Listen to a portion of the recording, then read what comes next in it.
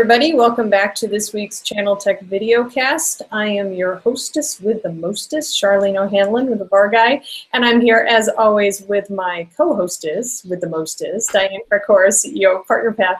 How you doing, Diane? I'm the mostest. I'm good. How are you?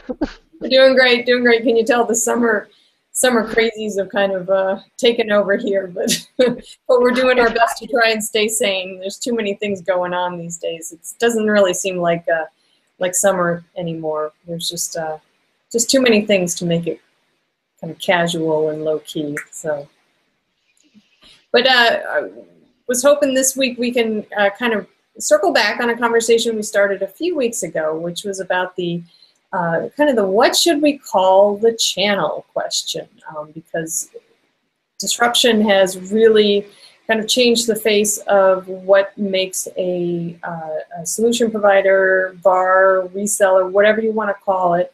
And so I put up a poll on the VAR Guy, and if you haven't had a chance to fill out the poll, and submit your answer, I'm keeping it open because I really, really want to hear what folks have to say about it. But for now, we've got some preliminary results that I think might be kind of interesting and maybe surprising, not entirely sure. Diane, of the four selections, channel partners, solution providers, VARs, or services providers, which do you think people chose? Solution provider. So you'd think so, right? I would think so. Actually, it turns out 60% of the people who have answered the poll so far have said that they want to be known as channel partners. Solution providers came in second at 27%, and then VARs and services providers both came in at 27%. Now, I'm kind of surprised. I mean, solution providers is maybe it's feeling a little long in the tooth also, because I've been using that particular term for almost about 10 years now. But it seems like channel partners, to me, it seems it's kind of surprising that folks chose that, because especially if you think about these new born in the cloud services providers, you know, a lot of them don't really want to be kind of tethered to a particular vendor, and so I guess calling them channel partners kind of infers that there's a channel program wrapped around the way they do business, and so it kind of surprised me that they went with channel partners. But you know, what do you think? What am I missing? Well, particularly since, you know, channel partner for me is the same term as you might as well call middleman, you know. I mean, do they want to go, hey, I'm the middleman, and you can call me middle for short. It is hot in California. We're losing our breath. I get it, yeah.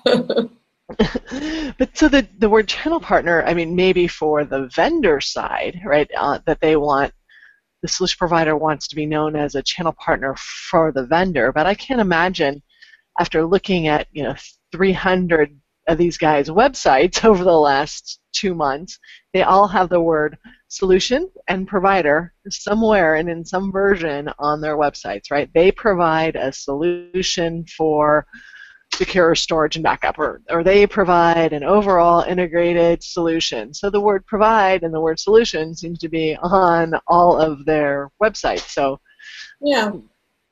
Well, you know, I can understand why they don't want to be known as VARs, and I can understand why they don't want to be known as services providers, at least not yet, if services is not the larger part of their business. But for them want to be known as channel partners rather than solution providers kind of surprised me.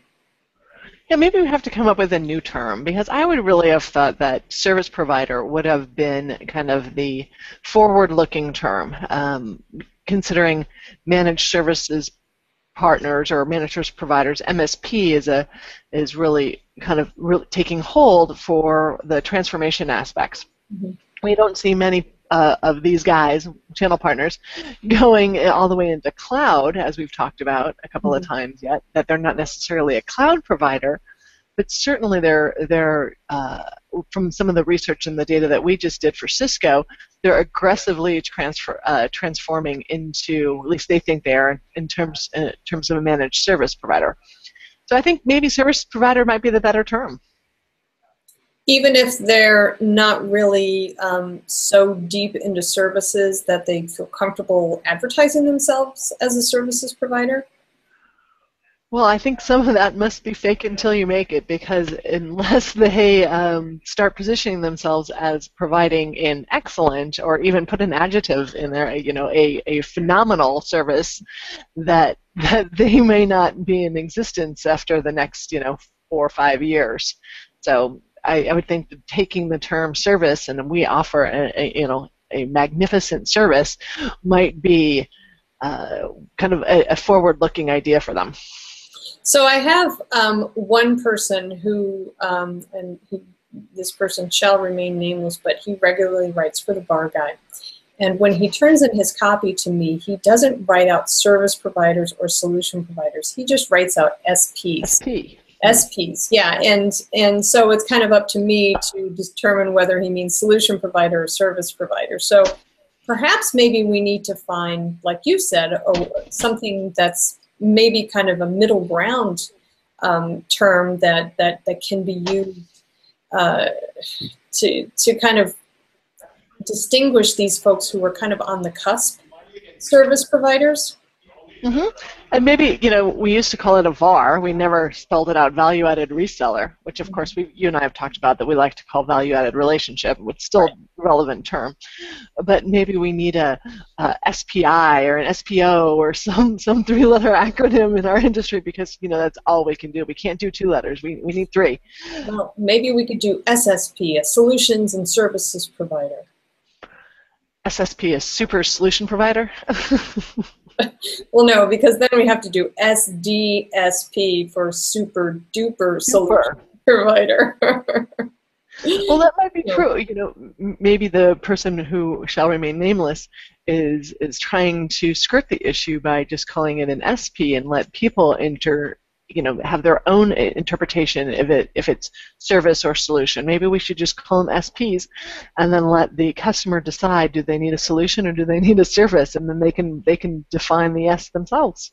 Well, that's definitely a possibility. I mean, I kind of get the feeling that that's exactly what he's doing. Is he doesn't want to maybe he doesn't want to use the term solution provider and thinking that it may be too old school. As it were, but doesn't really want to use services provider because it may not really reflect what the business model is right now. So, but then again, SPs it doesn't really roll off the tongue like VARs did or SIs or. That's because we need 3 letters. Even SI, we had another S on it. It was SIs. Yeah, well, we got SPs. I don't know, but maybe it's my aversion to Ps that I don't like the SPs. I don't know. Anyway, so I'm like I said, I'm going to keep the poll open because I am still very interested in what folks think, and if folks actually have any suggestions for a new terminology for channel partners or solution providers or VARs or services providers, I would love to hear them. Yeah, we look forward to any thoughts on what we should call these guys. We've called them solution providers, and we've called them for solution providers for probably, at least in our written terms and our reports, for the last 8 years. And maybe you're right. It's an old terminology, and we're ready for a new one. Yeah, definitely. All right, keep the poll open. Let's find out. Yeah. Well, I'll keep the poll open. We'll revisit it again in a few weeks and see if we have any more thoughts on it. But meanwhile, I know you're going to be at ChannelCon next week. I'm going to be at ChannelCon next week. If anybody watching this is at ChannelCon and wants to have a conversation about this, I would love you to just grab my sleeve in the hall and say, hey, this is what I think the channel should be called. So let's have a conversation about this. Let's keep this conversation going. Great. We'll talk later this week on it too. Great. Great, great. Well, as always, we would love to hear what you have to say about today's topic, as well as other topics we've done on the ChannelTech VideoCast. So please feel free to use that comments box below us. Also, you can feel free to comment over on the PartnerPath website, which is www.partner-path.com. Also would love to hear ideas for topics. If you guys have something that you would like Diane and I to speak about, would love to hear about those also. A quick note, last week I mentioned that we were going to have a special guest, Donna Kiernan from Tenago Partnering.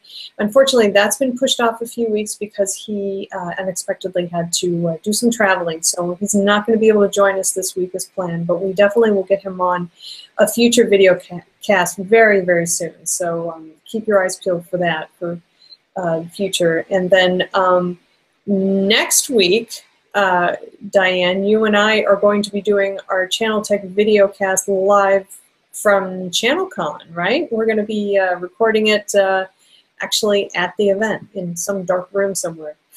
Yes, hopefully it'll be a bright room somewhere.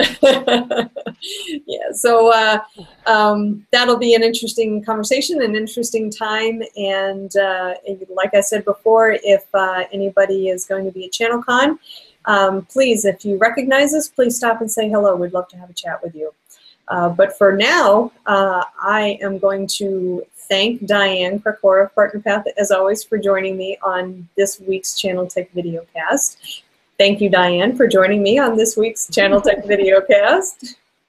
You're welcome. Good to see you, Charlene. Great to see you. And we'll chat next time.